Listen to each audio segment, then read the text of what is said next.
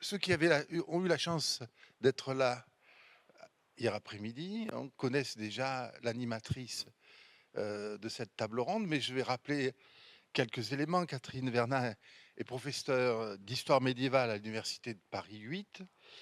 Ses recherches sont consacrées à l'histoire du travail, dans les campagnes, à la fin du Moyen Âge, et à l'histoire des techniques et des relations entre sciences et techniques médiévales. Dans sa thèse, elle a étudié le processus d'émergence et de diffusion d'une innovation technique. Il s'agissait des moulins ou des moulines. Et elle travaille régulièrement avec des historiens des sciences, des archéologues, et elle travaille sur la relation entre scientia, ars et savoir tacite. Son dernier ouvrage interroge la place de l'industrie et de l'innovation technique dans les entreprises rurales. Alors je vais citer quelques publications pour voir le parcours de sa réflexion. Le temps des moulines, fer, technique et société dans les Pyrénées centrales au XIIIe et XIVe. Publication de la Sorbonne, on est en 2001. Je pense que c'est articulé à la thèse. Avec Jean-Michel Minovès et Liliane Hilaire-Pérez, dont on nous expliquera un petit peu, elle a co-animé la préparation, mais elle n'a pas pu se rendre, nous rejoindre aujourd'hui. Les industries rurales dans l'Europe médiévale et moderne, aux presses universitaires du Midi. L'industrie du village, essai de micro-histoire aux belles lettres, en 2017. Et avec Joël Chandelier et Nicolas Veil-Parot, Sciences et techniques au Moyen-Âge, aux presses universitaires de Vincennes. On voit un petit peu le parcours ici. Je vais vous laisser la parole. Je vous remercie, monsieur. Bon, écoutez, je vous remercie d'être là. Je me doutais bien, donc, en vieille universitaire, que 9h30 n'était pas un bon créneau horaire, ni pour vous, ni pour nous. Bon, mais en tout cas, c'est gentil d'être là. Et donc, je vais lancer cette table ronde avec un peu de retard. Bon, on aura forcément un tout petit peu de retard aussi à l'arrivée. Hein. Il faudra que nos collègues sur l'hydraulique, le moteur, etc., soient patients. Bon. Tout se passera très bien naturellement. Donc, je voulais simplement excuser effectivement ma collègue et amie Liliane Hilaire-Pérez qui n'a pas pu venir, mais qui par ailleurs, comme je lui ai prouvé en prenant une photo de la table de la librairie, est très présente donc avec nous puisqu'il y a de nombreuses publications de Liliane qui sont proposées donc dans la salle à côté. Alors, le titre de cette table ronde, vous le savez, c'est Histoire avec un S d'innovation. C'est donc, en quelque sorte, une manière de présenter le choix que nous allons faire pour croiser à la fois les industries, la diversité des innovations et surtout le processus historique, hein, l'enquête historique autour de ce sujet. Alors, nous avions choisi avec Liliane de l'aborder volontairement avec 3 jeunes chercheurs, hein, spécialistes, et c'est ça tout l'intérêt, bien évidemment, de 3 périodes historiques différentes. Hein. Nous attendions par ailleurs un entrepreneur qui s'est désisté, sans doute à cause de l'heure, je pense. Bon. C'est dommage parce que nous allons travailler sur Schumpeter et comme chacun sait, au centre du concept d'innovation de Schumpeter, il y a l'entrepreneur. Hein. Bon, on n'en aura pas un en vrai, bon, c'est comme ça. Bon. Alors néanmoins, on aura peut-être aussi des collègues, enfin des auditeurs hein, qui seront là pour justement porter les questions des entrepreneurs. Donc, nous allons réfléchir au concept d'innovation créé par Schumpeter, hein, donc, durant la première période, la première moitié du XXe, appliqué à l'industrie.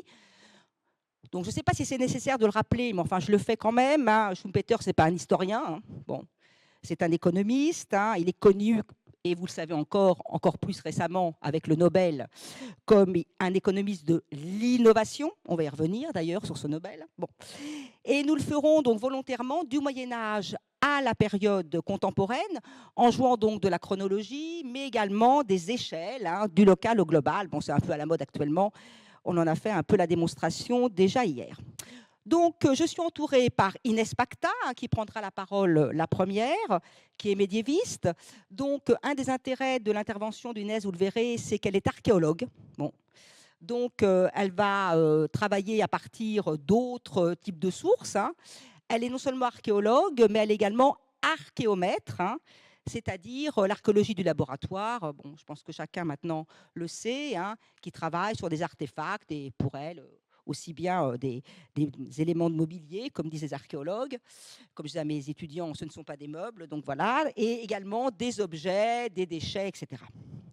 À ma droite, Joris Mercelis, qui lui est contemporanéiste, hein, et dont les études récentes concernent la recherche-développement dans les industries photographiques, des études et recherches qu'il développe à présent en Allemagne, hein, parce qu'il a quitté récemment son institution de Johns Hopkins University, comme c'était indiqué sur le programme, hein, après une thèse qui a été consacrée aux industries chimiques. Et enfin, Catherine Herlaporte, qui elle est moderniste, voilà, qui a consacré une thèse aux mobilités et à leur organisation technique au XVIIIe, autour de la mesure du temps, hein, et qui s'intéressera plus spécifiquement, dans le cadre de cette table ronde, à la circulation des objets et surtout des informations qui participent de l'innovation dans le domaine de l'industrie lié à, de domaine du marché lié à l'industrie. Alors, avant de leur donner la parole, hein, et à leur poser en quelque sorte des questions spécifiques, ils vont à chacun choisir, bien évidemment, de développer un élément. Bon, on ne va pas traiter de l'ensemble des sujets. Je rappelle rapidement ce qu'apporte le concept de Schumpeter, sachant que pour les périodes anciennes, jusqu'à l'époque moderne, il a été énormément discuté, mais justement, entre autres à l'EHESS, dans les années 2000. Hein, parce que, bon, par exemple, est-ce qu'on peut parler d'innovation pour le Moyen-Âge, hein, ou pour la période antique, hein. Donc, il fallait absolument revenir sur les définitions, les préciser, voir les éléments qui pouvaient aller pour tout le monde et surtout, hein, ne pas faire de contresens comme d'habitude. Bon. Donc, au plus rapide, c'est quoi l'innovation? C'est de nouveaux produits, on va le voir, de nouveaux procédés, de nouveaux modes de production, de nouveaux marchés aussi, hein. Alors, deux petites remarques avant de donner la parole. Premièrement, bien évidemment, Schumpeter distinguait, on va y revenir, l'invention de l'innovation, hein, l'invention qui représente la découverte, et d'ailleurs pour certaines périodes c'est absolument impossible donc à découvrir pour le coup, hein, bon. Et l'innovation, hein, qui englobe, vous le savez tous, la mise en œuvre et surtout la diffusion du nouveau. Deuxième élément, hier on a beaucoup parlé, surtout dans la conférence, enfin la table ronde finale d'hier soir, hein, d'innovation rupture, hein, de destruction créatrice, etc. Ce qui effectivement, bon, est souvent le mieux connu des études de Schumpeter, hein, mais néanmoins Schumpeter aussi, et c'est important pour les périodes anciennes, ou d'ailleurs moins anciennes, peut-être pas contemporaines, enfin ça c'est pas à moi de le dire, on verra bien. L'innovation peut être aussi ce que Schumpeter appelle une innovation incrémentale, c'est-à-dire faire de rassemblements, de modifications modestes qui néanmoins amènent un basculement, hein, vers le nouveau. Tout ça donc a été mis en valeur par Schumpeter dans, entre autres, son livre Théorie de l'évolution économique, hein, parce que la question de Schumpeter en 1911, ce n'était pas de savoir s'il y avait de l'innovation au Moyen-Âge, hein, c'était bien évidemment, hein, de comprendre comment on peut maintenir ou accélérer la croissance économique, et donc pour lui, en partant de l'innovation.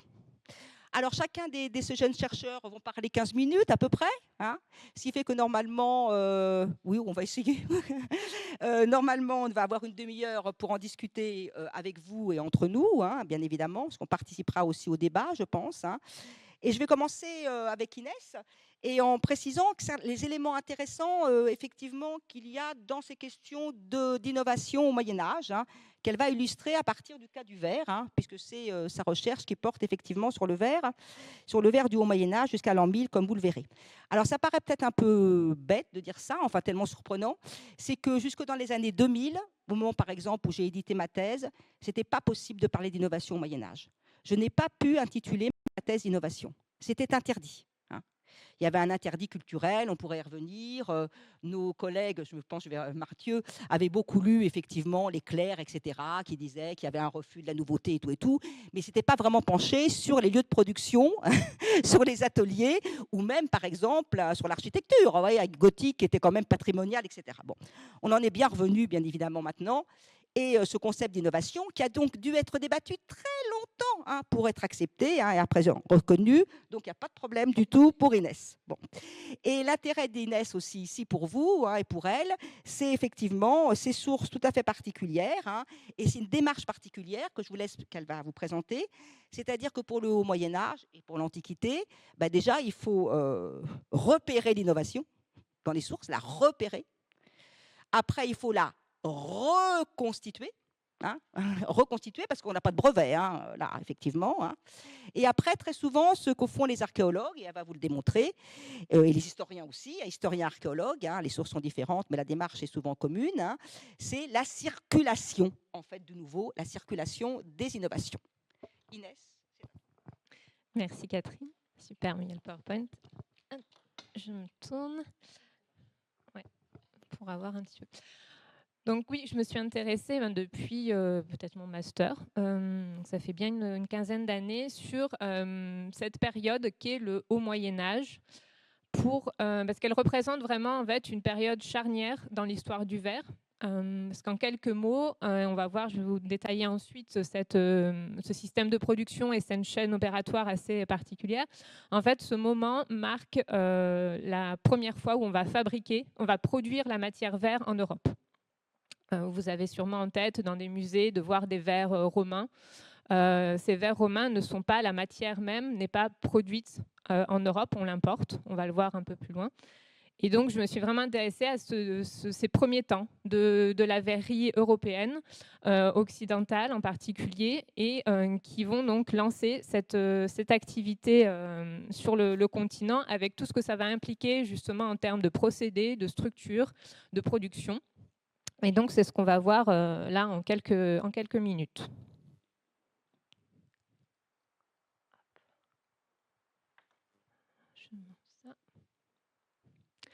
Donc, tout d'abord, on part d'un constat, comme le disait Catherine, c'est repérer cette innovation déjà. Donc, on partit d'un constat sur ce fameux mobilier archéologique, donc ces restes de verre qu'on retrouve en fouille. Et vous avez à votre gauche. Alors, est-ce que le petit pointeur, oui, marche normalement? Oui, c'est bon, oui. Non, c'est pour avoir le laser. Je voulais, voilà, regardez. C'est magique. Donc ici, vous avez quelques clichés de verre qui datent de la période mérovingienne. Qui ressemblent évidemment à ceux qu'on retrouve pendant toute l'Antiquité, où vous voyez que le verre, le matériau en lui-même, a gardé sa transparence. On en voit les couleurs, ils sont assez bien conservés, même si bien sûr, il y a souvent, quand ils sont exposés en musée, on leur applique quelques méthodes de conservation. Mais vous voyez, donc on a des objets qui peuvent être fragmentés évidemment parce qu'on se retrouve en contexte domestique, ou des objets complets quand il s'agit de dépôts dans des tombes. Et puis, quelques siècles plus tard, les verres de l'époque carolingienne ou datés autour en mi-10e, 11e siècle, où le verre a perdu complètement sa transparence, est devenu opaque. C'est un matériau pulvérulent, grisâtre, qui nécessite souvent une intervention immédiate quand on est en contexte de fouille, parce qu'en fait, il s'effrite dans nos mains. Il faut tout de suite les stabiliser, leur appliquer des résines spécifiques. Et puis surtout, donc, c'est des verres qui ne ressemblent à tout sauf à du verre. Plutôt, malheureusement, souvent en plus, on les confond dans les sédiments à de la pierre. Vous avez l'exemple de ce fragment de vitrail qui est en lumière transmise, en lumière diffuse. Où vous voyez cette croûte autour d'un cœur qui a gardé, lui, sa translucidité et puis sa coloration. Et puis voilà, on a d'autres exemples de verres où vraiment on a toujours, je vous dis, cette matière grisâtre, brunâtre. Donc on a clairement une différence. Comment expliquer, alors qu'en plus ces verres donc, sont légèrement plus récents, de quelques siècles que ces verres-ci. Comment expliquer donc, cette différence? Et cette différence, on l'a donc expliquée par le biais des analyses physico-chimiques. Comme le disait Catherine, donc, je travaille aussi en archéométrie. Donc utiliser des méthodes de laboratoire pour déterminer la composition de ce verre. Et donc, on s'est aperçu qu'il y avait deux procédés différents employés pour la fabrication de ces verres. Ces verres-là, ce sont ce qu'on appelle des verres sodiques, c'est-à-dire que, donc petit rappel, le verre est composé, donc c'est de la silice, essentiellement de la silice, sauf que la silice fond à plus de 1700 degrés, donc c'est des températures qu'on ne peut pas atteindre dans des structures chauffées au bois. Donc, on va ajouter un élément qui est un fondant pour abaisser cette température de fusion de la silice. Et ce fondant, c'est soit de la soude, soit de la potasse, soit du plomb. Dans le cas des verres antiques et du début du Moyen-Âge, des premiers siècles de ce Moyen-Âge, on utilise un fondant sodique, un fondant minéral qui est le natron, et qui donc est chargé à peu près à 95% de soude et qui va donc abaisser la température de fusion de la silice. Sur ces verres-ci, le fondant est potassique. C'est de la potasse. Et cette potasse, elle est issue de cendres de plantes forestières. Donc on a affaire à deux procédés différents.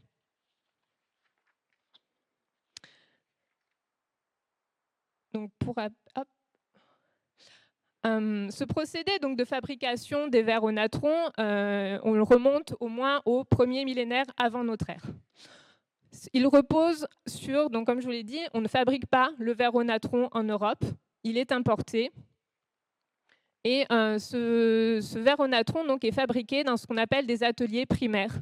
Des ateliers primaires où on va mélanger ce sable qui est riche en silice avec ce fondant minéral. Et ces ateliers primaires sont essentiellement installés donc au Proche-Orient, en Égypte ou sur la côte levantine, donc c'est-à-dire la côte orientale de la Méditerranée.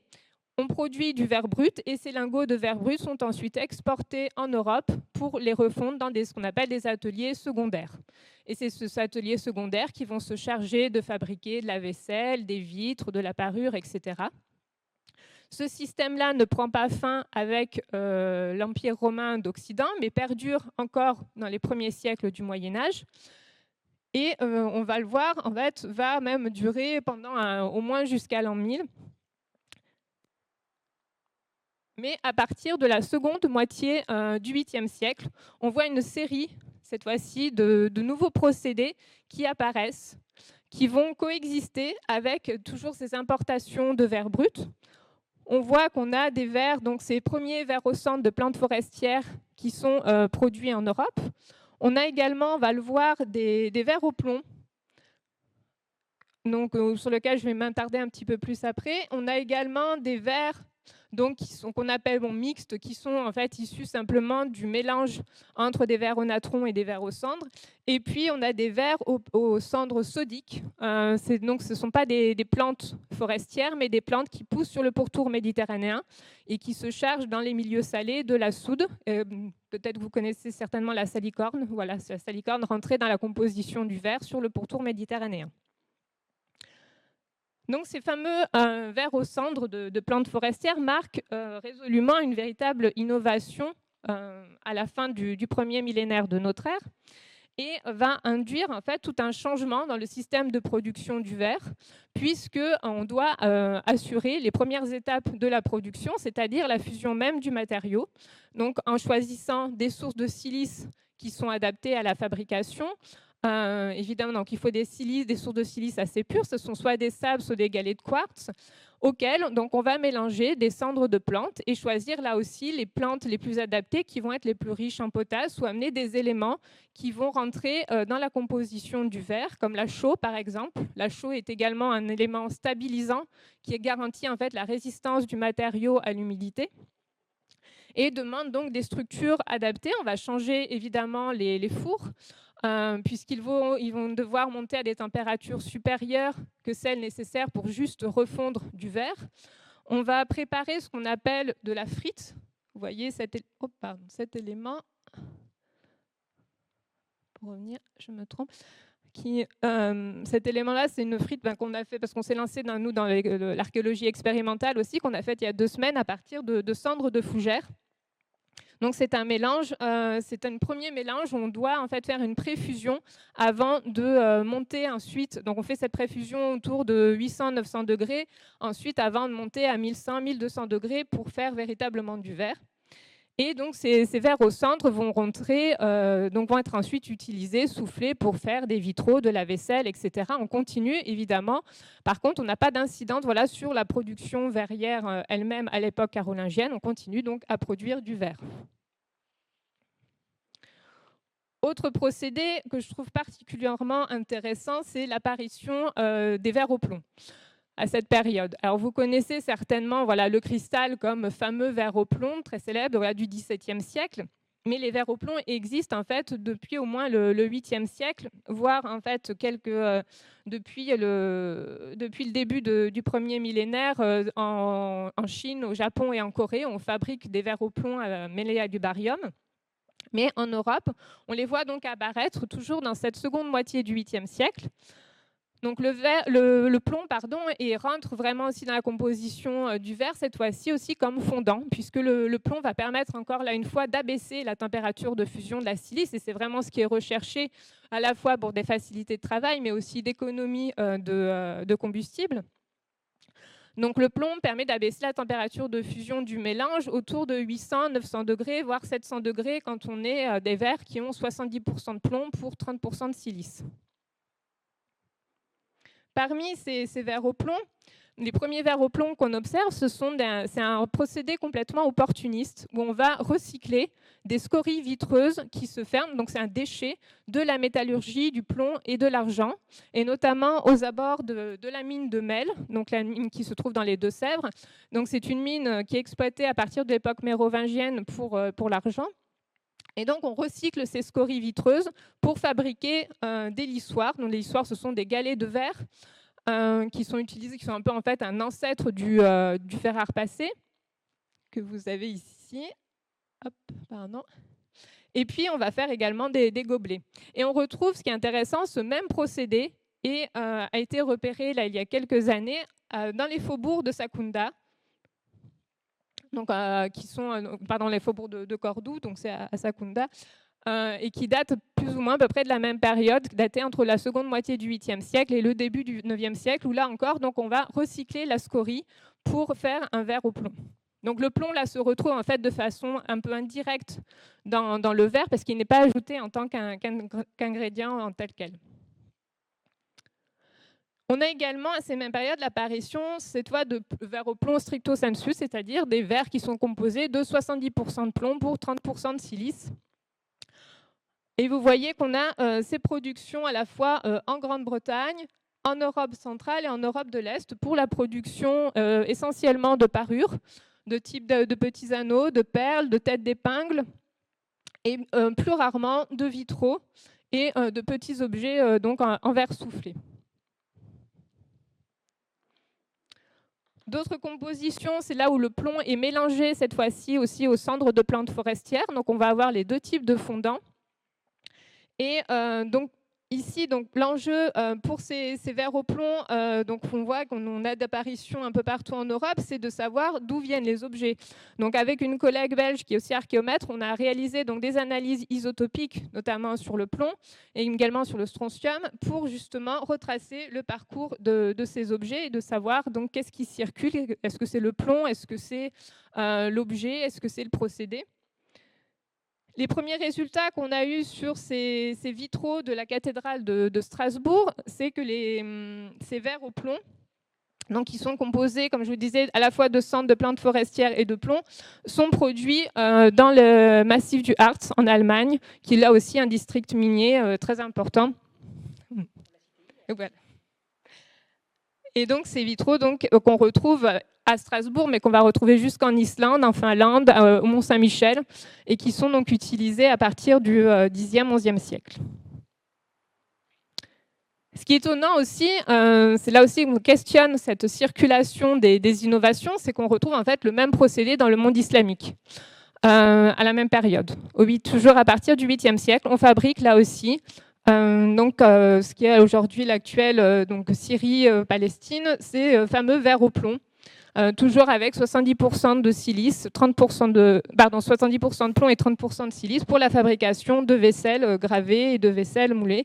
Et ces vaisselles-là vont être exportées jusqu'au Japon. On retrouve ici, vous voyez, ce magnifique plat qui rentre dans le trésor de Chosoin et daté du 8e siècle. Donc pour terminer rapidement, vous voyez ces circulations de procédés, enfin surtout c'est ce qui représente en fait l'enjeu de mes recherches, et de voir justement l'apparition de ces procédés, d'essayer de les dater les plus précisément. Et donc là, c'est toute une réflexion sur à la fois les contextes de découverte, la typologie, mais aussi donc par les analyses physico-chimiques, isotopiques, d'essayer de retracer la circulation à la fois de ces objets, des matières premières qui les composent, de comprendre ce qui circule, et ensuite, avec des historiens, d'essayer de replacer ça en fait dans un cadre économique, politique et culturel, de savoir qu'est-ce qui va circuler, est-ce que c'est l'objet, est-ce que c'est donc ce procédé. On sait aussi que les verriers circulent quand même beaucoup à ces périodes. En fait, on a des échanges de lettres où les verriers sont envoyés pendant quelques semaines pour fabriquer les luminaires, les vitraux d'une église. Donc, c'est toutes ces questions-là qu'on essaye d'aborder, puisqu'on est vraiment dans cette période donc, où on recherche des nouvelles façons de faire le verre à partir des ressources locales en Europe, pour répondre à une demande qui ne cesse finalement d'être croissante, notamment pour la production des vitraux. Et on le voit par l'archéologie, malgré le fort état de fragmentation des objets, on retrouve toujours du verre sur les tables. Alors forcément des populations souvent un peu plus aisées, mais le verre est bien présent et continue donc d'être consommé. On continue de produire du verre et on voit à travers les modes de fabrication qu'on a toujours aussi des styles en fait, qui sont assez répandus avec des échanges donc, qui peuvent vraiment dépasser l'échelle locale, régionale, avec des objets qu'on retrouve tant, voilà, comme je vous disais, pour les vitraux en Islande qu'en Finlande, qu'au cœur de l'Autriche. Voilà, je vous remercie. Mais c'est nous qui te remercions d'avoir parfaitement tenu ton temps. Donc là, en fin de compte, on voit deux éléments importants de la recherche en quelque sorte sur cette période. Hein. D'abord, la pluridisciplinarité, absolument nécessaire, hein, avec l'archéologie et l'archéométrie. Et cette question, si vous voulez, qui est quand même très ancienne dans l'historiographie, la question des circulations, où notre bon maître, effectivement, Philippe Bronstein, disait il y a quelques années aussi qu'il ne fallait pas reconstituer de façon artificielle ces circulations. Hein, sinon, bon, et c'est très difficile, effectivement, d'en voir effectivement le sens. Et là, peu à peu, hein, grâce à l'archéométrie aussi, entre autres, on y arrive. Alors là, on passe à un deuxième thème, hein, qui est aussi un thème qui nous a beaucoup occupés, les uns et les autres. Pas vraiment les médiévistes, vous allez voir pourquoi, incontestablement, c'est le rapport entre invention, innovation, recherche et innovation, hein, qui a beaucoup occupé essentiellement quand même les contemporanéistes et les modernistes. Hein. Et on va revenir sur, enfin c'est ce que va nous présenter effectivement Jorif Mercelis, hein, c'est-à-dire de démontrer que l'innovation, c'est pas une simple application, comme certains le disent encore, hein, de la science effectivement à la technique, hein, et qu'il n'y a pas simplement que le laboratoire, en quelque sorte, comme contexte de création d'innovation, que le cadre innovant est beaucoup plus complexe, hein, et qu'il y a des acteurs diversifiés qui va mettre en valeur à partir du cas de Kodak. Là, hein, donc voilà. Je précise que Joris a fait beaucoup d'efforts. Je veux dire, il va présenter sa communication en français. Ce n'est pas sa langue d'origine. Bon, mais vraiment, il a énormément aussi. On a travaillé ensemble aussi au niveau de la conception, hein, de la table ronde. Hein, et je le remercie hein, aussi parce que c'est aussi un sujet qui traverse même l'actualité, hein, on en a même débattu hier soir, hein, et qui demande un vocabulaire assez précis. Donc, s'il y a un problème quelconque, vous l'excusez, mais il n'y en aura pas. Merci beaucoup pour cette introduction, Catherine. Merci également à l'organisation et à vous toutes et tous pour d'être ici aujourd'hui. Je vais aborder une période très différente de celle dont mes collègues parleront dans cette table ronde. Mais je proposerai que lorsqu'il s'agit de comprendre les caractéristiques de l'innovation technique dans l'industrie, les différences entre les époques sont peut-être moins importantes qu'on le pense. Je m'excuse de lire un texte préparé à l'avance. Cela me permettra de m'exprimer plus précisément tout en respectant le temps qui m'est imparti. Je n'utiliserai pas de diapositive car mes remarques seront principalement d'ordre général. Quand les historiens ou les économistes débattent aujourd'hui de la différence entre l'innovation technique du XXe siècle et celle des périodes antérieures, l'un des premiers facteurs évoqués est le rôle de la science et de la recherche scientifique. En bref, on considère souvent que l'invention et l'innovation technique est devenue de plus en plus dépendante de la science depuis la révolution industrielle pour aboutir à l'industrie scientifique, Science-Based Industry en anglais, de la fin du 19e siècle et du 20e siècle, et à ce qu'on appelle l'économie du savoir. Le prix Nobel d'économie attribué au début de cette semaine illustre bien l'influence de cette idée, et François Hollande l'a déjà mentionné hier soir. Le comité Nobel a récompensé l'historien de l'économie Joe Mokyr pour, selon la formulation du comité, sa description des mécanismes qui permettent aux percées scientifiques et aux applications pratiques de se renforcer mutuellement et de créer un processus autogénérateur conduisant à une croissance économique durable. Bien que Mokyr se concentre sur les connaissances utiles, c'est la phrase qu'il utilise beaucoup, plutôt que sur la science, cette perspective implique que la science devient de plus en plus centrale dans le développement industriel. Dans son ouvrage The Enlightened Economy, Mokyr écrit qu'il est incontestable que l'importance relative de la science pour l'économie productive n'a cessé de croître tout au long de la fin du XVIIIe et du XIXe siècle et qu'elle est devenue indispensable après 1870 avec la deuxième révolution industrielle. Dans mon projet de livre actuel, j'examine une multinationale créée pendant cette deuxième révolution industrielle, la Eastman Kodak Company, comme Catherine a déjà mentionné, géant de la photographie. Kodak a avancé massivement dans la recherche et le développement interne et pourrait sembler emblématique du passage à l'innovation technique fondée sur la science, dont Mokyr et beaucoup d'autres ont parlé. Cependant, un examen plus attentif montre que, même à la fin du 19e et au début du 20e siècle, il faut éviter de surestimer le rôle de la science dans les inventions et innovations techniques dans l'industrie. Les historiens des sciences, des techniques et des entreprises aux États-Unis, où j'ai lancé ce projet, connaissent Kodak comme l'une des premières firmes américaines à avoir créé un grand laboratoire de recherche d'entreprise à Rochester, dans l'État de New York. Mes collègues américains sont souvent surpris d'apprendre que Kodak a joué un rôle similaire au Royaume-Uni, en France, en Australie et au Panama. Au cours de la première moitié du XXe siècle, Kodak a créé ou acquis des laboratoires de recherche photographique dans tous ces pays. Dans chacun de ces contextes nationaux, les installations de recherche et développement industriel de Kodak figuraient parmi les plus grandes et les mieux équipées du pays. Au milieu des années 1950, la multinationale employait plus de 1200 chercheurs dans ses laboratoires de recherche photographique à Rochester et à l'étranger. En France, près de 200 d'entre eux travaillaient à Vincennes, où Kodak Pathé était alors implanté avant de transférer sa production à Chalon-sur-Saône à partir des années 1960. Que peuvent nous apprendre les expériences de ces centaines de chercheurs et le réseau mondial de R&D dont ils faisaient partie sur la nature de l'innovation technique au XXe siècle? Je proposerai 3 leçons principales, illustrées chacune par un ou deux exemples avant de conclure par quelques réflexions générales. Alors, je vais commencer avec la première leçon. Cette leçon est qu'il faut être très prudent quant à ce qu'on entend par science lorsqu'on affirme que, pour citer à nouveau Mokyr, la science est devenue indispensable à l'économie industrielle. Il est utile de commencer par examiner la manière dont les scientifiques eux-mêmes parlaient de leur travail. Dans les archives de Kodak, une remarque revient souvent.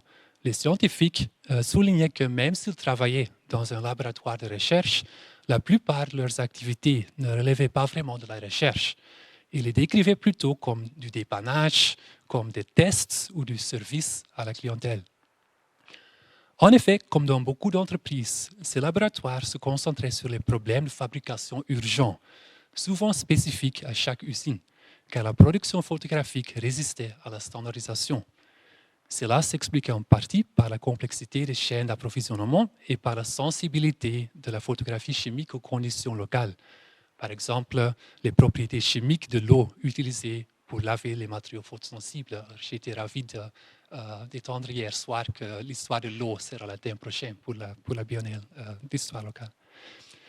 Je ne dis pas que le dépannage, les essais ou le contrôle de qualité ne relèvent pas de la science. Je veux simplement souligner que, alors que les historiens de la science du XXe siècle ont souvent privilégié la science pure ou les recherches fondamentales, ce sont des activités directement liées aux besoins de fabrication qui ont continué à nourrir l'innovation technique dans l'industrie.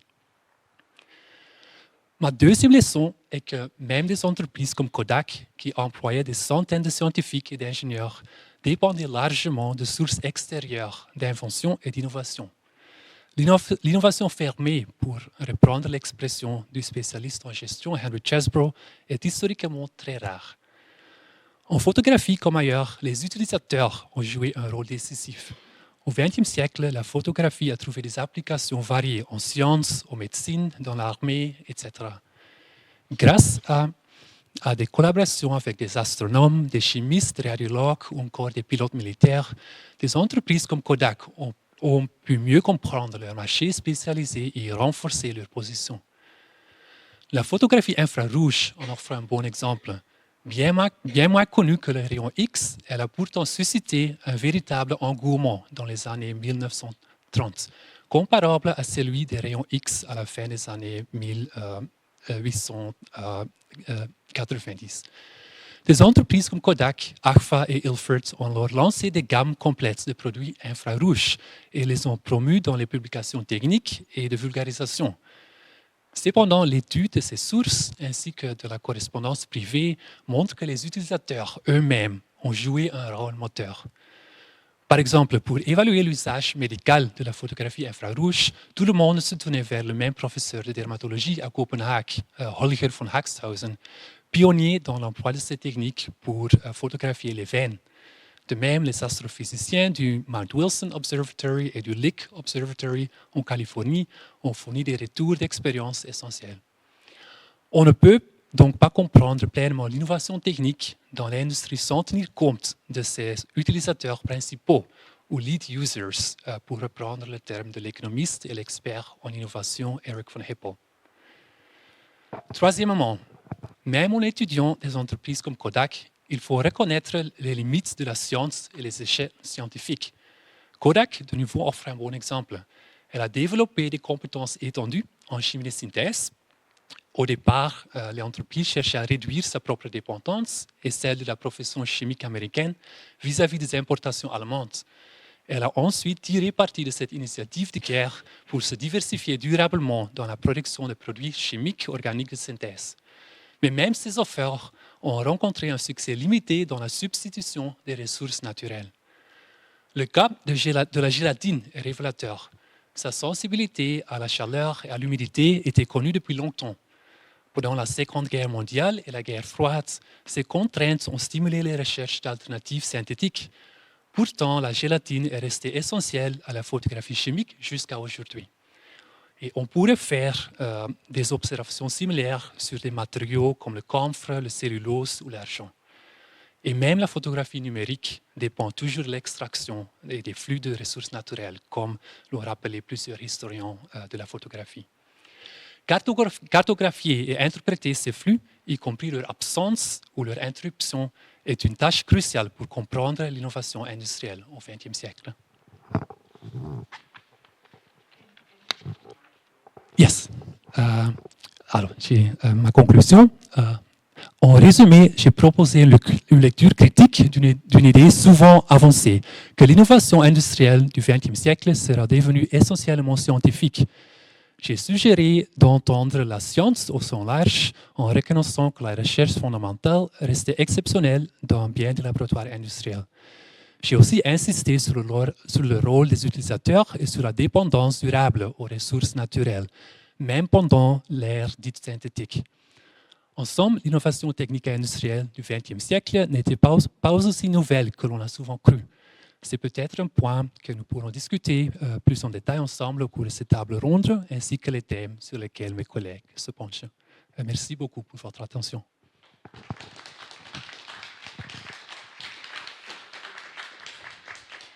Merci Joris. Enfin, je leur ai tellement dit qu'il ne fallait pas qu'ils dépassent 15 minutes que là, les pauvres. Bon, mais c'est vrai que là, c'est des questions qui se posent. Enfin, je pense que ça va susciter des questions. Et c'est vrai qu'il a eu raison, hein, Joris, bien évidemment, de dire qu'il y a plein de problèmes, enfin de questions qui sont posées par ces sources et qui, en fait, sont aussi débattues. Et je pense en particulier, donc, puisqu'elle n'est pas là, on va parler un petit peu d'elle, de Liliane, hein, parce qu'en fait, dans ses travaux, avec elle, vous travaillez depuis longtemps, m'a-t-elle dit.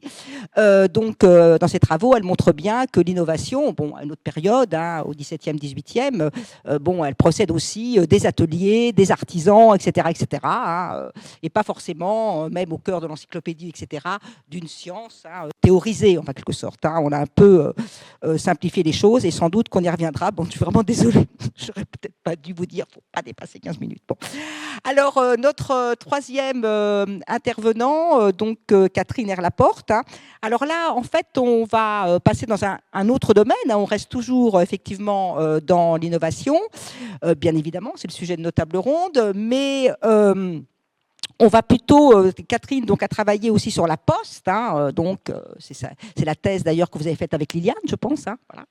Et là, on va plutôt s'intéresser à l'innovation dans le contexte de l'industrie, mais autour des moyens de distribution, hein, des distributions des produits fabriqués, qu'ils soient d'ailleurs innovants ou non, hein, et aussi dans le domaine, en quelque sorte, de l'organisation, hein, l'organisation effectivement innovante de la production, et cela dès l'époque moderne, hein, puisque vous êtes notre moderniste, hein, en quelque sorte.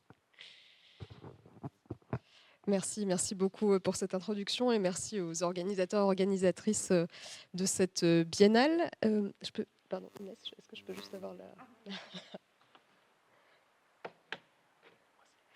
Merci beaucoup. Donc effectivement, moi je reviens un petit peu en arrière par rapport à Joris pour vous parler du XVIIIe siècle et plus spécifiquement du cas des transports. Donc au XVIIIe siècle, on a une période où les industries françaises connaissent une tendance longue de croissance qui est portée par l'essor, entre autres par l'essor de la consommation. En effet, à cette période, de plus en plus d'objets circulent et on trouve notamment des objets qui sont des objets de luxe ou de demi-luxe. Donc le demi-luxe, ce sont des marchandises nouvelles qui sont des produits d'industrie qui se caractérisent par une haute valeur symbolique, mais qui présentent en revanche une qualité moindre. C'est-à-dire que ce sont par exemple des objets en faïence plutôt qu'en porcelaine, en soie mélangée plutôt qu'en soie pure, etc. Cet essor de la consommation et de la production bénéficie largement du développement des transports. Avec à la fois les présentations de ce matin et celles de hier après-midi, on a bien vu à quel point les transports sont indissociables de l'industrie. Donc on pense évidemment à l'importation de matières premières, à l'exportation de produits finis. On peut citer l'exemple de l'industrie textile du Dauphiné qui à la fois importe régulièrement des laines et à la fois exporte des étoffes vers Genève par exemple. Évidemment, il y a aussi la question des déplacements des acteurs économiques, des marchands par exemple. Et puis, si on prend l'exemple cette fois de l'industrie horlogère, qui est marquée, tout comme la soie à Florence hier après-midi, vraiment marquée par un fractionnement de la production. C'est-à-dire que les différentes pièces, que ce soit des montres, des horloges, etc., sont fabriquées dans une multitude de petits ateliers, souvent à domicile. Et ces pièces sont ensuite réunies en un seul endroit pour être assemblées. Donc on voit bien là aussi l'importance des transports pour la circulation de ces pièces et puis ensuite la circulation des produits finis. Les circulations présentent aussi un enjeu pour la vente, ensuite, pour la question du marché. Et si on regarde, par exemple, les sources que sont les livres de compte horlogers, donc certains horlogers consignent dans leurs livres de compte toute leur activité, leur correspondance, la question des pièces qui sont achetées, vendues, etc. On peut prendre l'exemple de Noël Héroy, qui est un horloger installé à Paris. Et on peut voir dans ces livres de compte la place prépondérante des correspondances. Et par là même des circulations de celles-ci. Évidemment, ces lettres arrivent d'un peu partout en Europe et on voit donc l'importance de cette circulation des lettres. Dans ces correspondances, on peut lire aussi à quel point la gestion des envois de pièces, des réceptions, bref, toute une organisation logistique occupe vraiment la majeure partie de son temps. Le second enjeu qui émerge de ces correspondances est celui de la vitesse. En effet, pour satisfaire sa clientèle parfois exigeante, et puis aussi par crainte des pertes financières, je vais y revenir, Noël Héroy met vraiment un point d'honneur à ce que, en particulier, les produits vendus circulent rapidement et arrivent le plus vite possible à destination. Pourquoi cette question des pertes financières? Parce que, comme on l'a évoqué hier, je crois que c'est Corinne Maïté qui en parlait, un certain nombre de ces marchandises sont sujettes à des effets de mode. On a vraiment l'idée d'objets, en particulier pour ces objets de consommation de luxe, de demi-luxe, qui sont vraiment voilà, le produit de la mode, du goût du moment. Et par conséquent, si ces marchandises arrivent trop tard sur leur lieu de vente, il y a le risque qu'elles soient invendables parce qu'elles sont en fait passées de mode. C'est ce que un mémoire de 1781 nous explique particulièrement bien, je cite, « Chaque saison varie à l'infini les goûts du public, et comme tous ces goûts ne sont ou que des besoins de la saison ou que des fantaisies du moment, ils se passent aussi vite que l'instant qui les voit naître, en sorte que, s'il y a eu le moindre retard dans l'approvisionnement du marchand, cet approvisionnement lui reste. » Donc on a vraiment cette idée que les marchandises doivent circuler au plus vite et arriver sur leur point de vente, en l'occurrence, à temps.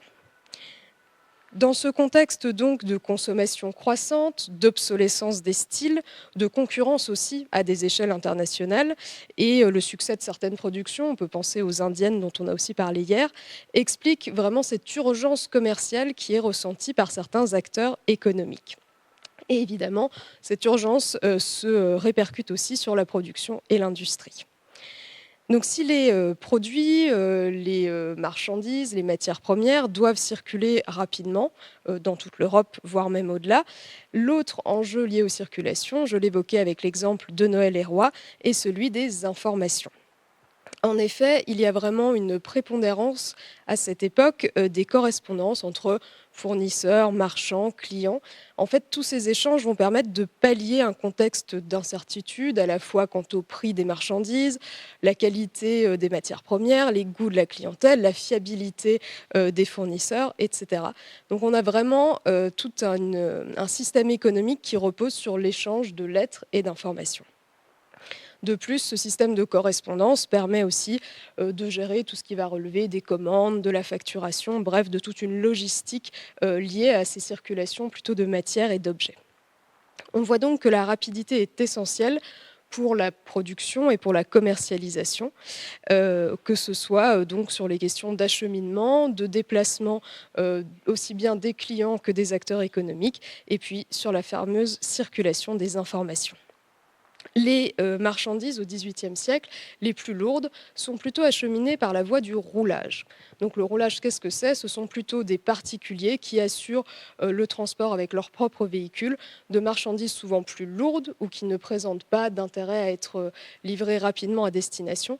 Et ce sont les rouliers, en fait, ils n'ont pas le droit d'aller plus vite que le pas. Donc ce sont, on le voit bien, des véhicules qui se déplacent très lentement. Et de l'autre côté du spectre des transports, si je puis dire, on trouve les services postaux.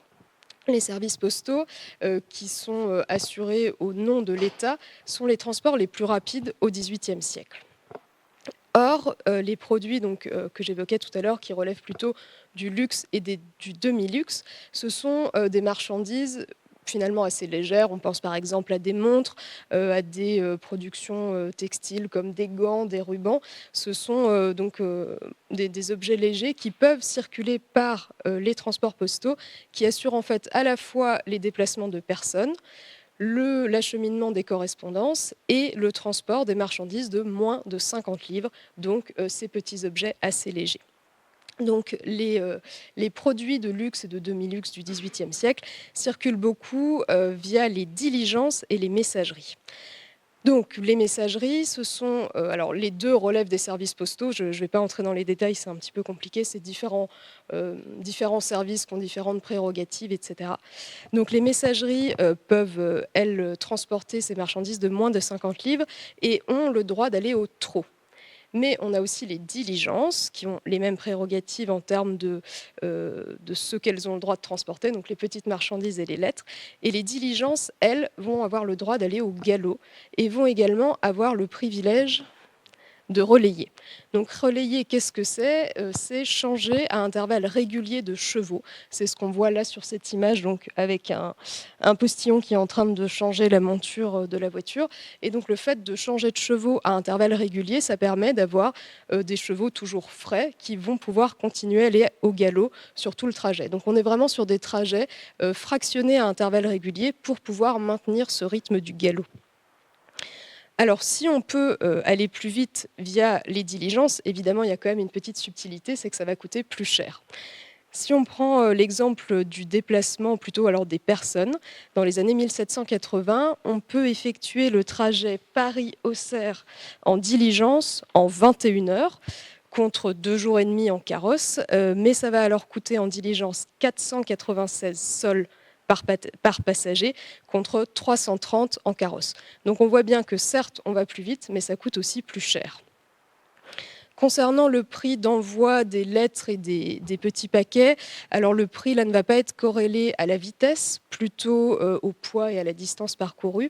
Néanmoins, choisir de les envoyer via les services postaux, c'est quand même plus cher que d'avoir recours aux services par la voie du roulage.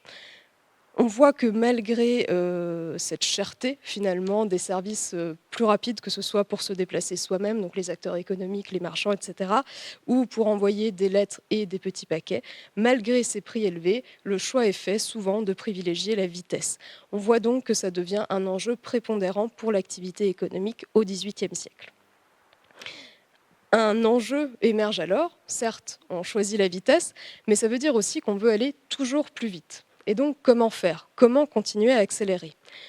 On est en effet à une période où des obstacles se dressent malgré tout à l'accélération, dans le sens où même si une politique routière est mise en place au XVIIIe siècle, qui permet un développement réel du réseau de transport, donc des routes, etc., on a quand même un développement très inégal, donc certaines parties de la France qui vont être mieux développées que d'autres, et on a aussi un réseau routier qui est globalement assez mal entretenu, c'est-à-dire que ce sont beaucoup en fait des chemins en terre battue et quand il pleut, ça devient vraiment des chemins complètement de boue. Et puis, même si on a des micro-innovations au niveau des véhicules en eux-mêmes, par exemple pour les rendre plus légers, on a aussi une sélection des chevaux qui va viser à les rendre plus robustes, plus rapides. On reste malgré tout limité par cette force équine en termes de vitesse. Ça veut donc dire que l'innovation décisive en matière d'accélération au XVIIIe siècle n'est pas technique. Et c'est en fait l'administration postale qui va jouer un rôle important pour accélérer la cadence à cette période. En effet, pour essayer d'accélérer ses services, elle va concentrer ses efforts plutôt sur l'organisation. C'est-à-dire qu'elle va essayer de mettre en place une coordination temporelle, donc de partager des référentiels temporels communs à tous ses agents, mais aussi aux personnes qui utilisent ces services. Et donc, elle va pour cela mettre en place des horaires. Donc, quand on parle d'horaires au XVIIIe siècle, on parle de documents de forme assez variées, diffusés sur des supports différents, et ce n'est pas forcément les tableaux qui nous viennent en tête quand on imagine des horaires aujourd'hui. C'est d'ailleurs en fait assez peu des tableaux et plus souvent des listes. Toujours est-il que donc, des horaires sont mis en place pour faire en sorte que tous les agents, tous les acteurs soient au même endroit au même moment et in fine pouvoir arriver plus rapidement à destination. Si on prend l'exemple de l'acheminement des dépêches, donc les dépêches, ce sont l'ensemble des lettres qui vont être transportées par les services postaux, donc des lettres et des petits paquets. Donc les dépêches, évidemment, sont d'abord apportées dans tout un réseau de bureaux au sein desquels elles vont être triées, etc. Et donc, on voit que l'organisation commence au sein même de ces bureaux avec la mise en place de tâches complémentaires pour chaque agent, donc complémentaires les unes des autres, et coordonnées temporellement. C'est-à-dire que de 9h à 10h, il va falloir trier, de 11h à midi, l'agent suivant va gérer plutôt la question des frais liés à ces envois, etc. Et cette coordination se poursuit au niveau du transport. On peut prendre l'exemple... en 1743, l'exemple des échanges entre Saint-Brieuc et Quintin, donc qui sont deux villes bretonnes. Donc ces correspondances, alors je ne vais pas vous lire en détail la source, ça va être un petit peu long, mais l'idée c'est que l'administration postale essaye de faire en sorte que les dépêches arrivent le plus rapidement possible à destination, sachant qu'on est à une période où en fait les trajets sont très maillés. Donc si on prend cet exemple, les dépêches partent de Saint-Brieuc et elles sont amenées à Quintin. Et de là, à Quintin, elles vont pouvoir rejoindre la ligne qui relie Rennes à Brest. Et donc ensuite, arrivées soit à Rennes, soit à Brest, elles vont pouvoir emprunter, par exemple, une autre ligne qui irait, je ne sais pas, à Paris, à Toulouse, etc. Donc on a vraiment un fractionnement de l'acheminement des dépêches qui fait que, on voit bien en fait l'importance des horaires pour que ces dépêches arrivent au bon moment à chaque point et arrivent ainsi le plus rapidement possible à leur destination finale. On voit bien sur cette carte qui représente les grandes voies de communication en 1789, on voit à quel point le maillage territorial de la desserte des services postaux français au XVIIIe siècle s'appuie vraiment sur de nombreuses correspondances et sur ces micro-fractionnements qui justifient bien toute l'importance des horaires. Or, ces horaires, qui se multiplient au cours du XVIIIe siècle, ont le bon ton de fonctionner. Ce système organisationnel mis en place par l'administration postale au XVIIIe siècle fonctionne. C'est ce qu'on voit sur ces deux cartes, donc qui vous présentent à la fois sur votre gauche les vitesses de trajet en 1765 et sur votre droite en 1780. Donc on est là sur une période de 15 ans.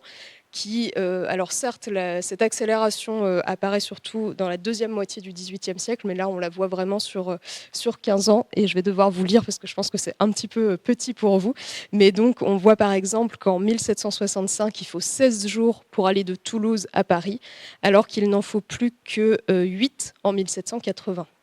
En fait, on a sur cette quinzaine d'années la plupart des trajets qui s'effectuent jusqu'à 40% plus rapidement. Donc, on le voit, ce système organisationnel fonctionne. Néanmoins, il ne fonctionne que si les horaires sont respectés. Parce que là, ce que ces cartes présentent, c'est un idéal basé sur les horaires. Néanmoins, et je ne vais pas m'appesantir, on sait que ces horaires, tout comme aujourd'hui, ne sont pas forcément respectés. Et en cas de retard, ne serait-ce qu'à l'une de ces étapes du transport, on a un retard cumulé à l'arrivée qui est très important.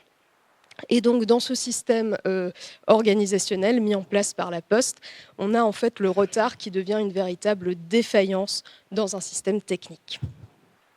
On voit donc bien avec cet exemple de l'histoire des transports que la recherche de la vitesse ne repose pas seulement sur l'innovation technique, mais plutôt sur une nouvelle capacité à organiser le temps.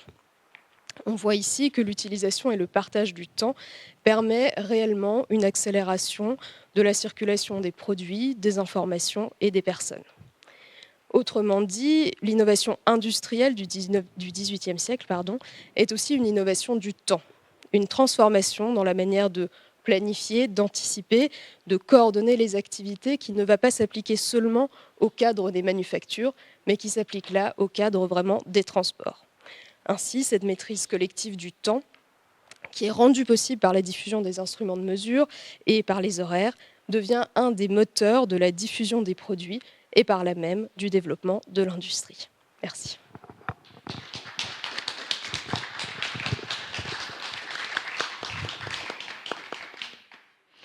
Donc mes trois jeunes collègues, avec eux, effectivement, pouvoir discuter avec vous de leur propre recherche. Donc là, on a le temps, un petit peu.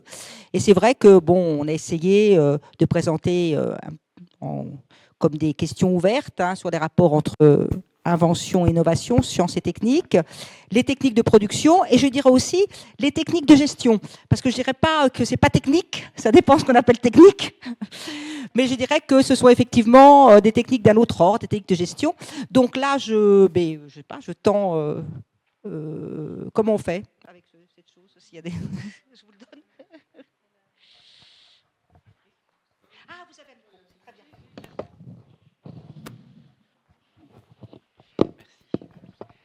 Bonjour, merci beaucoup pour vos exposés qui étaient vraiment, vraiment passionnants. Alors, j'ai 1 million de questions, mais je ne vais pas toutes les poser. Des questions personnelles d'abord, une pour Madame Pacta, concernant la qualité des verres qui sont produits par les différentes techniques que vous avez présentées. Est-ce qu'en termes de transparence, de solidité, etc., il y a des changements en fait entre les verres à la soude, au plomb, etc. Je ne sais pas si je pose toutes mes questions. Et puis une pour Madame Laporte, est-ce qu'il y a un transfert dans ces techniques organisationnelles avec l'apparition du chemin de fer? C'est-à-dire, est-ce que quand les chemins de fer se développent, on reprend un petit peu ces choses-là? Et j'avais une question un peu plus générale sur la question de la... Vous avez montré cette continuité en fait des enjeux de l'innovation à travers le temps, du Moyen-Âge à nos jours. Et si on essaie de singulariser peut-être la période, enfin les différentes périodes et peut-être la période contemporaine, quand est-ce que vous verriez une inflexion? Et est-ce que cette inflexion peut porter sur l'intensification des circulations qui se font plus nombreuses et qui est plus forte à partir, alors peut-être de la fin du XVIIIe siècle ou au XXe siècle? Et est-ce que la centralité du marché, à partir là aussi peut-être du tournant 18e, 19e siècle, qui fait se concentrer l'innovation au niveau des entreprises qui sont tenues par la place du marché de proposer sans arrêt pour obtenir plus de consommateurs et des nouveautés. Et est-ce qu'il y a là peut-être un moyen de distinguer la période contemporaine des précédentes? Pardon, ça fait beaucoup. Ah, excusez-moi, oui.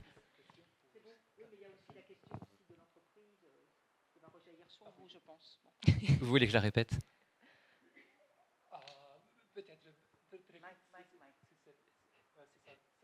Oui, bien sûr. Oui. Ma dernière question, c'était de savoir, excusez-moi d'avoir parlé vite, si il y a une nouveauté au 19e siècle, au 20e siècle, sur la concentration de l'innovation au niveau des entreprises à cause de la recherche de nouveaux marchés, en fait. On répond déjà à vos questions, parce qu'après on va se perdre. Donc moi j'ai le micro, je réponds. Pour la qualité des verres, effectivement, alors on a justement, aujourd'hui on lance des travaux d'archéologie expérimentale parce qu'en fait, par exemple, les verres au centre de plantes forestières, plus personne, c'est une recette un procédé qui a complètement disparu depuis plusieurs siècles. Les dernières fois, ça doit être au 19e en Bohème. Donc plus personne ne travaille ce verre-là. Donc savoir en fait en termes de viscosité, c'est-à-dire en termes de temps de travail quand vous sortez. Si vous avez déjà vu un souffleur de verre travailler, quand vous sortez le verre, le temps que vous avez pour mettre une anse, un décor, etc. On dit dans le langage des verriers que le verre potassique est plus sec, c'est-à-dire que votre temps de travail est plus court. En fait, il va refroidir plus rapidement et donc vous allez être obligé de le réchauffer plusieurs fois. Par contre, les états de conservation qu'on voit là n'étaient pas perceptibles. En fait, ces différences n'étaient pas du tout perceptibles quand on produisait le verre et même sur des décennies. En fait, c'est vraiment les conditions d'enfouissement qui ont fait ensuite que on a un effet sur la matière. Pour ce qui est du verre au plomb, par contre, aussi évidemment, en fait, le plomb va apporter, comme le cristal, vous le connaissez, de la brillance et en fait, il est aussi plus de densité, donc il est plus facile à tailler à froid, à décorer par exemple.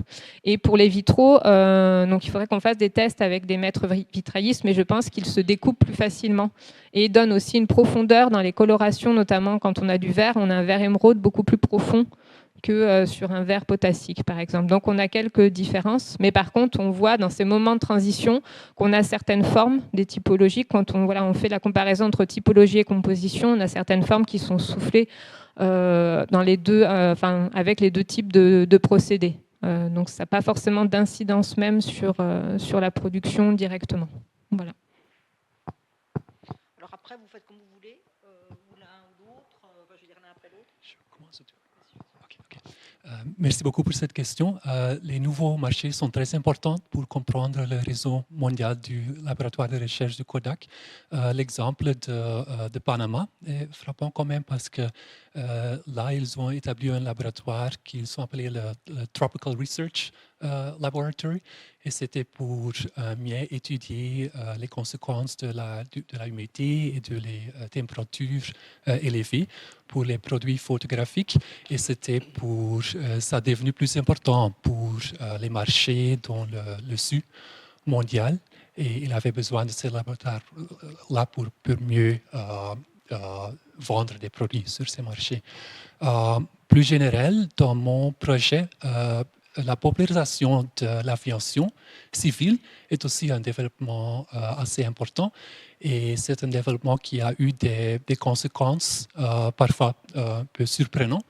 Par exemple, les laboratoires internationaux du Kodak ils, ont devenu justifier ces raisons d'être de nouveau après qu'il était devenu plus facile de voyager en avion parce que pendant les années 1930, et ça a duré trop longtemps pour envoyer les ingénieurs ou les techniciens américains en Europe ou surtout en Australie. Mais ça devenait plus facile pendant les années 1950, 60, et ils ont utilisé des arguments nouveaux pour justifier le besoin d'être de ce laboratoire. Alors, ça, c'est un autre exemple. Merci pour votre question. Donc, par rapport à ce transfert des techniques organisationnelles pour les chemins de fer, effectivement, ce développement des horaires en fait constitue vraiment une sorte de terreau fertile qui va être utilisé après pour le train. Je pense notamment, ne serait-ce qu'à la forme du tableau que j'évoquais tout à l'heure. Vous l'avez vu, les premiers horaires là que je vous ai montrés sont plutôt sous forme de carte ou de liste, et on a une mise en tableau progressive des informations. Pas seulement dans le cadre des transports, ça se voit dans plein d'autres domaines, mais évidemment cette forme ensuite de tableau sera reprise pour les horaires du train. Et ce qui est intéressant aussi par rapport à cette continuité dans les chemins de fer, c'est aussi de montrer que ce désir de vitesse en fait précède réellement la mécanisation des transports, et que là aussi finalement les chemins de fer sont un peu dans la continuité de chercher à accélérer les transports, et que finalement le vrai grand changement, non, évidemment les transports sont plus rapides, mais le grand changement aussi, c'est que ça va permettre une démocratisation plus importante des déplacements, puisque là, comme je l'évoquais, ces transports postaux, ce sont des transports qui sont chers. Et en fait, alors là, c'est toujours un petit peu biaisé quand on en parle comme ça, mais en parallèle, la majorité de la population en fait, se déplace toujours à pied au XVIIIe siècle. Et donc, en ça, le train est une véritable révolution, puisqu'il est beaucoup plus abordable. J'ai une question pour Catherine concernant la connexion de la France avec la reste de l'Europe et question de transfert d'innovation. Est-ce que ces réseaux et comment est-ce que c'est connecté avec l'Empire allemand ou l'Italie? Est-ce qu'il y a des transferts d'innovation entre différents pays ou comment ça marche? Merci. Alors, je n'ai pas regardé l'exemple de l'Angleterre ni de l'Italie, mais j'ai regardé la Suisse et l'Angleterre. Donc, bon, je réponds un tout petit peu en décalé par rapport à votre question exacte. En fait, ce qui m'a frappé dans cette étude un peu justement au sein de différents pays, donc ce sont des systèmes. Alors c'est toujours, enfin en tout cas en France, en Angleterre, c'est un système postal aussi. En Suisse, c'est un petit peu différent puisque ça fonctionne, enfin c'est plus fractionné en tout cas. Mais en France et en Angleterre, où il y a un système un peu plus à l'échelle nationale, en fait, il y a le même mécanisme qui est mis en place, la même question de transport, de coordination temporelle, avec en Angleterre, je dirais même à époque égale, un regard un peu plus fin sur la ponctualité, dans le sens où une partie des horaires anglais utilise un peu plutôt des horaires précis à la minute, avec une exactitude plus fine qu'en France. Et quant à la Suisse, ce qui était intéressant, c'est qu'on a davantage de transports qui passent les frontières entre Suisse et France, donc c'est intéressant de voir la continuité. Et là aussi, c'est cette même question d'organisation temporelle, avec l'enjeu de coordonner les acteurs entre Suisse, Angleterre et France, pardon, sur des trajets, par exemple, qui vont de Bâle à Besançon, par exemple. Et donc c'est alors difficile de c'est une forme de transfert, mais c'est difficile de savoir d'où vient la poule et d'où vient l'œuf.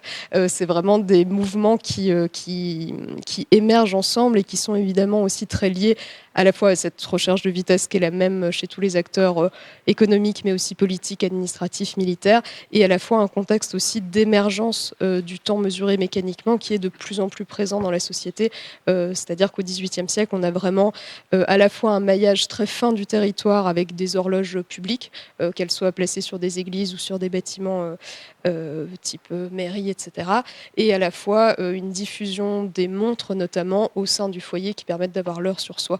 Donc en fait, on a un même mouvement à l'échelle européenne qui va un peu dans le même sens et où finalement la solution trouvée est la même, c'est cette organisation temporelle.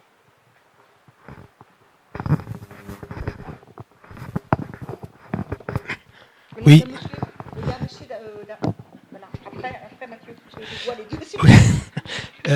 Oui, j'ai une question qui s'adresse peut-être essentiellement à Madame Laporte. Vous êtes arrêté quasiment à la fin du XVIIIe siècle et avant une innovation technique majeure qui est le télégraphe Chappe, qui est peut-être la première dématérialisation de l'information. Je voulais savoir comment vous analysiez cette innovation qui renvoie aussi, par exemple, à la lunette dite de Galilée, qui a lunette astronomique, mais dont les améliorations ont d'abord été dans un sens pratique, économique, pour que les marchands puissent voir arriver leur bateau le plus vite possible.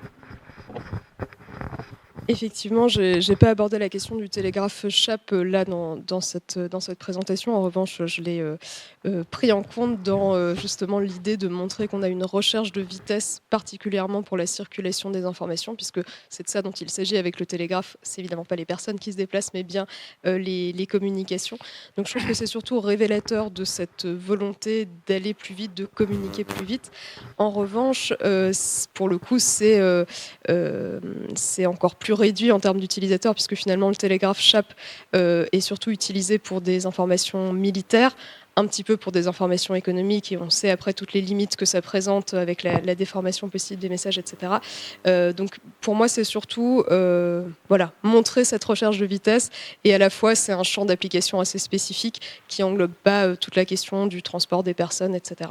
Mais c'est très important pour comprendre cette période. Effectivement, c'est aussi ce qui donnera naissance par la suite au télégraphe, aux autres formes de télégraphe, et puis à cette recherche d'instantanéité presque dans les communications. Oui, ma question est pour Inès. J'ai trouvé sa communication tout à fait fascinante. Il y a un personnage très intéressant là-dedans qui est le ver au plomb. Et parce que ça suggère une question, c'est on parle du ver, et on en fait d'une certaine manière un secteur. Mais le ver au plomb, c'est un sous-produit de l'industrie minière. Et à ce moment-là, quand on y réfléchit, d'abord, c'est peut-être un lointain ancêtre du cristal, qui est lui aussi un sous-produit de l'industrie minière bohémienne. Et ça pose la question de toute la descendance des métallurgies, des métaux non ferreux, parce que après tout, de la part dans les métaux non ferreux, on a une bonne partie des pigments qui vont servir d'une part aux vitraux et d'autre part, et là c'est intéressant que le point de départ ce soit Mel, les émaux de Limoges, c'est un sous-produit d'une métallurgie des non ferreux. Donc, question, je mélange très volontairement la chose pour dire, quand on tire les fils nous mènent dans beaucoup de directions différentes. Comment on fait pour là-dedans penser en termes de secteur, en termes de provenance, etc. Quelle serait la bonne ou une bonne solution, une solution moins mauvaise que les autres?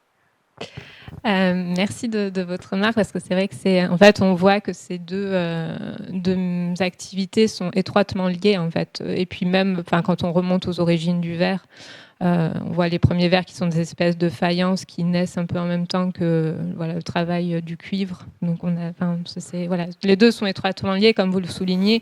Les oxydes métalliques rentrent dans la composition des verres pour les colorer, les décolorer, les opacifier. Donc là aussi, on a un travail étroit avec ces produits-là.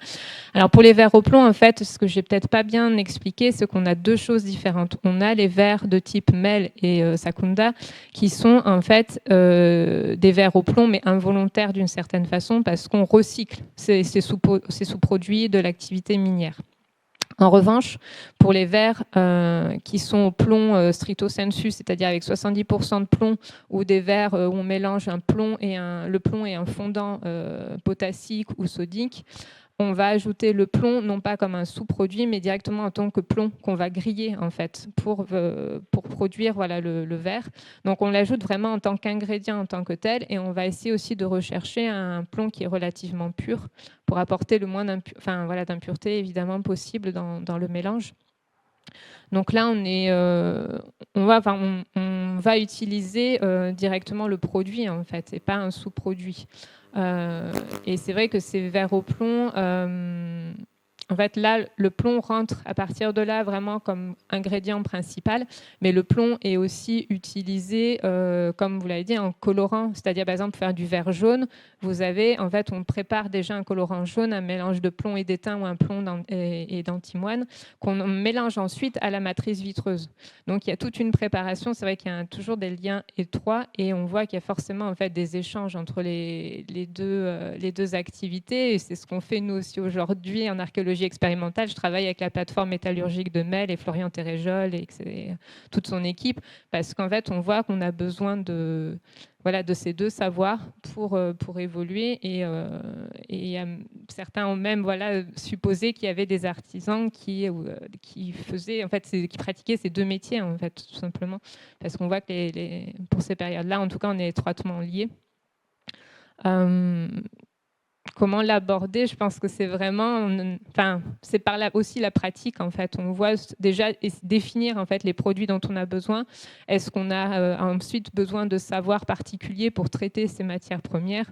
Est-ce qu'on a besoin de leur appliquer un traitement particulier ou non? Et si on a besoin du coup de métiers spécifiques dans cette activité au sein de l'atelier? Donc c'est un peu toutes ces questions pour l'instant qu'on explore. Merci.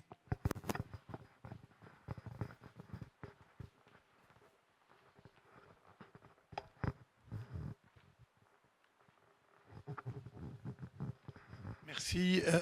Alors, c'est à nouveau pour Inès, on a une focale sur les innovations technologiques. Est-ce qu'on a également, à travers la perspective archéologique que vous développez, des idées sur l'innovation d'usage? Oui. Merci. Oui, sur les innovations d'usage. Oui, en fait, on a, par exemple, les vitraux, la vitre, etc. On a les lissoirs ça, c'est un produit qui est vraiment, en fait, qui est assez énigmatique pour nous. Et on a des problèmes de datation. C'est toujours le souci du Haut-Moyen-Âge aussi, c'est qu'on date pas vraiment à quelques décennies près. Des fois, on a des fourchettes qui sont vraiment trop larges. Donc, c'est daté en fait les premiers usages. Mais c'est vrai que, par exemple, les lissoirs que je vous présentais, sont ces galets de verre, apparaissent vraisemblablement à partir de la fin de l'époque mérovingienne, début de l'époque carolingienne. Et ce qui est plus peut-être presque une intuition à force d'avoir brassé du matériel, mais j'ai l'impression que les lissoirs de Mel, parce qu'il existe en fait, la plupart des lissoirs sont des lissoirs aux cendres de plantes forestières et ne sont pas des lissoirs au verre de plomb de Mel, mais j'ai l'impression que les verres, ceux au plomb de Mel, sont en fait antérieurs à ceux qui sont au centre. Donc ça veut dire qu'on a aussi un objet qui arrive, qui est fait dans une matière nouvelle et qui est aussi un nouvel objet. Donc là aussi, on a une innovation d'usage. Et ensuite, après, pour ces périodes, évidemment, on aura les inventions de la lunette, l'optique, etc. Donc on a qui vont arriver, mais qui sont là aussi liées à des innovations techniques, parce qu'on va rechercher, en tout cas des améliorations, puis à des innovations techniques, on va chercher la qualité des matières premières. Il y a des objets qui semblent être des verres. Le sont-ils? C'est-à-dire Oui. Voilà, exactement. Oui. Ah oui, il y a des verres à boire, il y a des luminaires. Alors on n'a pas comme de nos façons, on n'a pas de verres qui peuvent être portés au feu. On n'a pas de plat. En fait, le verre ne résiste pas à des hautes températures. Par exemple, on ne peut pas cuisiner comme le Pyrex. Ça n'existe pas pour ces périodes-là. Mais on a, le verre qui est utilisé en médecine pour mirer les urines, par exemple, ce qu'on appelle des urinaux. On a le verre en tant qu'emballage. On a le verre de présentation, évidemment. Oui. Merci. Moi, j'ai une question pour Joris. c'est une question sur le personnel en fait de ces laboratoires de recherche, sur leur formation, leur recrutement, quels sont les profils qui sont recherchés dans l'entreprise. Enfin, si vous pouvez en dire un peu plus sur cette question-là. Merci.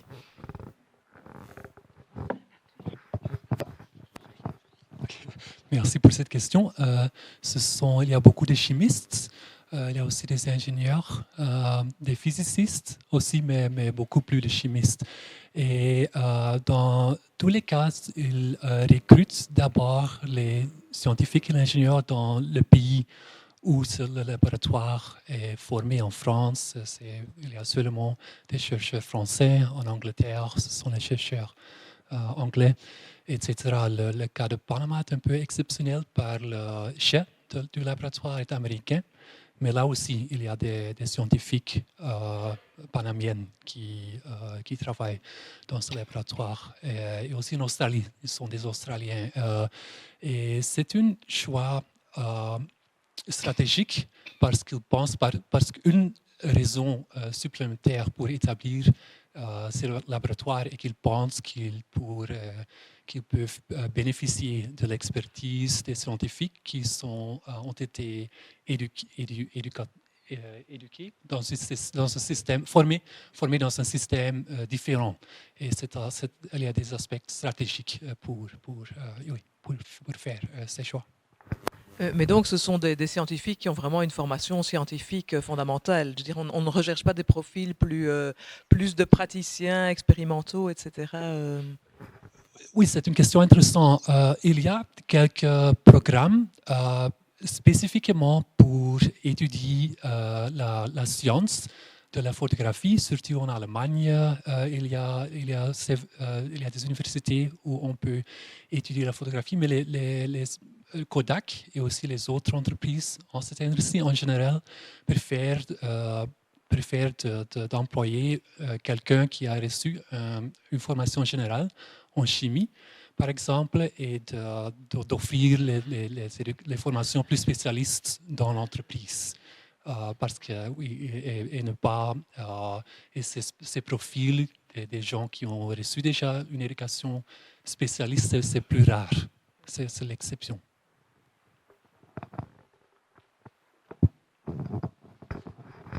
Je profite pour poser une question au lieu de me passer le micro tout le temps. Pour les 19e, 20e siècle, est-ce que vous avez des informations ou une idée de ce qui se passe en Russie? Où le centre d'innovation, d'organisation, des techniques qui sont mises en place, ça c'est toujours à l'ouest? Enfin, ça, c'est pour vous deux. Oui, j'ai compris. Dans l'industrie photographique. Oui. Il y a des connexions importantes entre la Russie et l'Allemagne.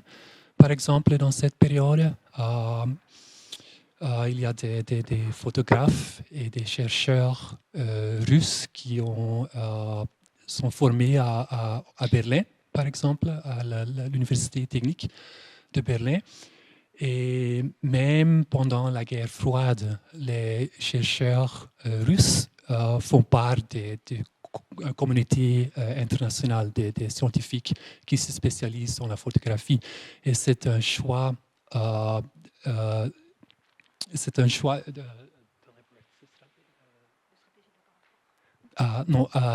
C'est vraiment un choix explicite des chercheurs parce qu'ils veulent supporter l'internationalisation de la science, les figures centrales dans ces communautés. Ils veulent aussi organiser les conférences à Russie ou à l'Europe de l'Est, à Dresden, par exemple. Il y a aussi un chercheur important qui était en Bulgarie. Et même ces chercheurs, ce que m'a surpris est que même pour ces chercheurs, il y a des contacts avec Kodak, même que Kodak n'avait pas des usines dans les pays communistes. Mais même dans ce cas, il était possible d'envoyer certains matériaux spéciaux et d'avoir des correspondances avec les chercheurs aux États-Unis et en Europe de l'Ouest.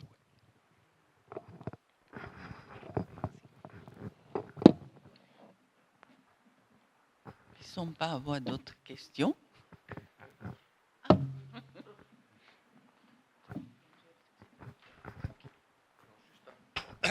Un commentaire plutôt qu'une question. Moi, j'ai beaucoup apprécié l'approche complexe que vous avez choisie pour montrer que l'innovation n'est pas simplement un fait d'invention scientifique et technique, mais un processus social, économique, je dirais même culturel, qui touche beaucoup de secteurs, secteurs très visibles. Alors bon, on a quand même... On a le mot inventeur pour labelliser certaines personnes qui sont censées avoir produit des innovations, mais en même temps, on voit que l'innovation, c'est des tâtonnements, c'est des recherches, et des. J'ai bien aimé le passage justement sur le temps, comment on commence à faire des listes. Ces listes, on commence à mettre des horaires, puis on essaie de croiser les horaires, on essaie de faire des correspondances, il y a tout un bricolage extrêmement riche qui aboutit à ce que nous connaissons en France, bon, qui n'existe plus maintenant, qui était le Chex, dans lequel on avait, dans un volume imprimé, la totalité des horaires qui permettaient d'établir tout un parcours. La question que je me posais plus précisément, à partir d'un cas local, je voudrais juste évoquer une figure intéressante, c'est jusqu'à quand, et est-ce qu'on a toujours ces milieux, je dirais, de...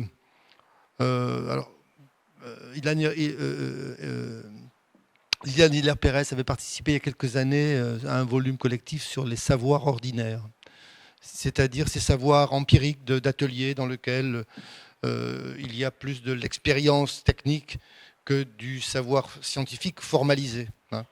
Et on a un cas très intéressant ici à Tulle, quelqu'un qui est né dans cette ville, qui se forme comme horloger. Donc là, c'est un endroit, c'est un lieu, un espace très intéressant pour l'innovation, qui n'a pas de formation d'ingénieur, qui est formé à l'école d'horlogerie de Paris, qui s'appelle Pierre-Victor Quentin-Souza. Et Quentin-Souza invente ou met au point, je n'aime pas le mot invention, met au point à la fin des années 90, un mécanisme qui s'appelle la croix de Malte, qui est un mécanisme qui permet d'assurer un déroulement régulier du film dans une projection de cinéma, et qui va devenir un élément essentiel des projecteurs de cinéma, tant qu'on est dans le cinéma sur celluloïd, pas cinéma numérique. Et donc cette formation, c'est quelqu'un qui se forme localement, qui passe à l'école d'horlogerie de Paris, commence à être horloger, est un entrepreneur à leur schumpeterien sûrement, parce qu'il fonde une entreprise qui fait de la mécanique de précision, et dans ce cadre-là, il commence à s'intéresser, c'est le moment où on a pas mal de productions diverses, d'expérimentations diverses sur l'appareil cinématographique en France, aux États-Unis, etc. Pathé, Edison, Lumière, pas Pathé, Lumière, Edison, etc. Et Quentin-Souza apporte cet élément-là qui devient un élément fondamental, un des éléments fondamentaux qui permet le bon fonctionnement d'un projecteur de cinéma. Et donc je me disais, jusqu'à quand ce type d'expérimentation sur le terrain concrète? Alors je ne dis pas que c'est un simple artisan, c'est plus qu'un simple artisan, hein, mais avec une formation technique d'horloger, mécanique de précision, donc on a toute une série d'exigences qui vont avec ça, contribue à une innovation importante qui est la mise au point dans un travail collectif, de production de cet appareil important qu'est l'appareil de cinéma. Voilà. Je vais donner la parole à mes jeunes collègues, mais vous voyez, l'expression même de simple artisan, je pense, pourrait déjà être discutée, en fait. Hein. Non, je veux dire, parce que, en fait, la question, c'est qu'il faudrait avoir ici peut-être des entrepreneurs ou des gens qui sont à la tête d'ateliers. Hier, on avait du textile, on avait de l'informatique, etc. Et qui seraient en capacité de dire, effectivement, la réponse que peuvent donner certains techniciens, justement, à l'élaboration d'une invention, comme vous dites d'ailleurs, de bricolage, etc. Enfin, moi, je vais laisser mon collègue peut-être là répondre, mais ça, moi, je l'ai vu encore, ça m'intéresse énormément, ça. Hein. Même dans la vie quotidienne, on va dire, la vie politique, c'est la vie de la cité. Bon. Et ça, je l'ai vu, mais peut-être dans des contextes, parce que ce sont les miens, moins sophistiqués que l'horlogerie, qui de toute façon, depuis le Moyen-Âge, est un endroit vraiment où on peut voir ça, et où Liliane d'ailleurs a beaucoup travaillé dessus, hein, tout à fait, c'est les compagnons du devoir. Pour les compagnons du devoir, où j'ai travaillé avec eux dans l'élément de la charpenterie, etc., dont on pourrait penser que c'est quelque chose de très simple, en fait, pas du tout. Hein. C'est toujours constamment des adaptations, etc. Et d'ailleurs, Liliane l'a bien publié avec son volume sur la technologie. Parce que la question, c'est ça. C'est pas simplement la technique, mais la technologie. La technologie, ce n'est pas la technique. Hein. C'est tout à fait différent. C'est la pensée, etc. Il y a son ouvrage là. Et bon, on peut le voir sans doute. Hein. Je vais donner la parole peut-être à Joris, parce que peut-être que c'est lui qui... je ne sais pas.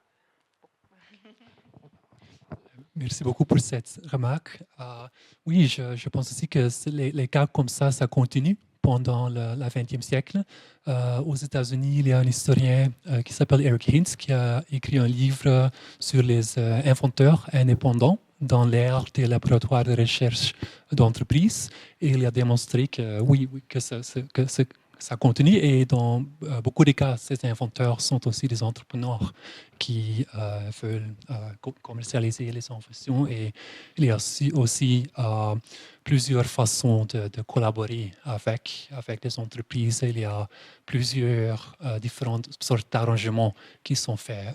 Dans certains cas, ils vendent la propriété industrielle à une entreprise et ils se tournent vers le prochain projet. Mais dans d'autres cas, ils veulent former une entreprise et ils veulent jouer un rôle plus large dans le développement de ces inventions. Je reprends juste la parole pour 30 secondes. Oui, non, on a arrêté. Vous avez sur le côté un roll-up sur une opération du conseil départemental de la Corrèze qui s'appelle Origine Corrèze. Et alors, on a eu un petit problème malheureusement.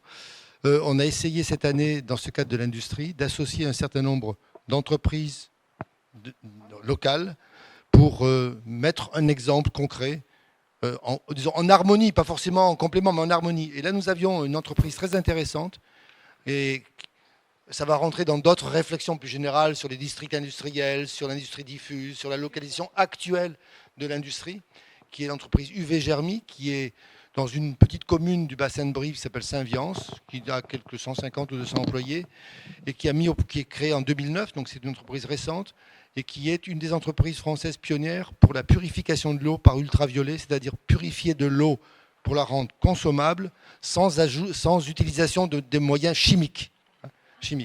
Et donc nous avions normalement le PDG qui est un entrepreneur, Willy Fortunato, qui devait venir, mais j'ai bien compris qu'il avait eu une demande plus intéressante pour son entreprise dans ce week-end qui était fondamental et qu'il devait, il s'en est excusé, je l'ai eu personnellement récemment, qu'il devait renoncer à présenter son entreprise ici. Mais ça aurait été un cas, je pense, très intéressant. Ça aurait été très bien. Est-ce que c'est de l'innovation? Je ne sais pas, je ne connais pas assez bien l'entreprise, mais voir ce genre d'entrepreneurs pour plein de raisons qui résonnent, je dirais, dans nos diverses tables rondes. Oui, d'autant plus que moi j'avais étudié le dossier de l'entreprise, c'était très intéressant. Ah non, vraiment, ça aurait été parfait. Bon, voilà, c'est comme ça.